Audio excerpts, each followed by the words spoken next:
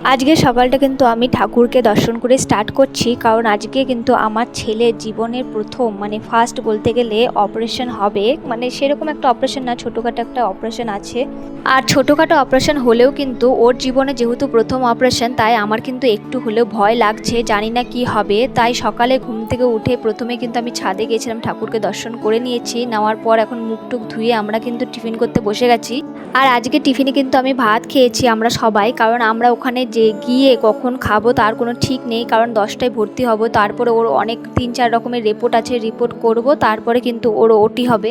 তারপরে কিন্তু আমরা খাওয়া দাওয়া করে 3জন এই দিক দিয়ে বেরিয়ে গেছিলাম। আমার মাও কিন্তু চলে এসেছে সাথে আমাদের সঙ্গে যাওয়ার জন্য। তারপরে আমরা ট্রেন থেকে নেমে কিন্তু টোটো ধরে চলে যাব হসপিটালে। আর এইটা কিন্তু হসপিটাল না, বলতে গেলে নার্সিংহোমেই কিন্তু আমরা করছি, কারণ এর আগের বার সরকারি হাসপাতালে গিয়ে মহাবিপদে পড়ে গেছিলাম আমরা। আর আমার ছেলে তো মনে করছে ও মামা বাড়ি যাচ্ছে, তার জন্য বেশ আনন্দেই ছিল। আর এটা কিন্তু ওটির যাওয়ার আগের, আর এটা ওটির পরের রূপ। দেখো তোমরাই, ওকে পাক্কা 3 থেকে 4 ঘন্টা পর্যন্ত জল না খেয়ে রেখেছিল। জল খাওয়ার জন্য বেচারা অনেক ছটফট করছিল, যা দেখার মতো না। তারপরে ওকে কিন্তু 3 থেকে 4 ঘন্টা পর জল দিয়েছিল, সাথে হসপিটাল থেকেই স্যুপ দিয়েছিল। সেই স্যুপটা খাওয়ানোর পর কিন্তু আমাদের ছুটি হয়ে গেছিলো। তারপরে আমরা স্টেশনে অপেক্ষা করছিলাম। আর আমার ছেলেকে কিন্তু এখন পুরো বেড রেস্ট দিয়ে দিয়েছে ডাক্তার।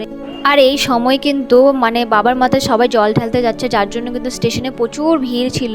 এখন তোমরা ফাঁকা দেখতে পাচ্ছ, কিন্তু একটু পরে এত পরিমাণে ভিড় হয়ে গেছিলো, যার জন্য আমরা 2টো ট্রেন ছেড়েছিলাম। তারপরে বাড়ি এসে দেখো কেমন ছোটাছুটি শুরু করে দিয়েছে। ওকে কিন্তু ডাক্তারে বেড রেস্ট দিয়েছিল, কিন্তু কে শোনে কার কথা। আর এইদিকে দেখো আমার দিদা ঠোঙ্গা বানাচ্ছে। আর এখানে কিন্তু প্রতিটা ঘরে ঘরে লোকে এরকম ঠোঙ্গা বানায় আর কি। দেখো কত সুন্দরভাবে বানিয়েছে।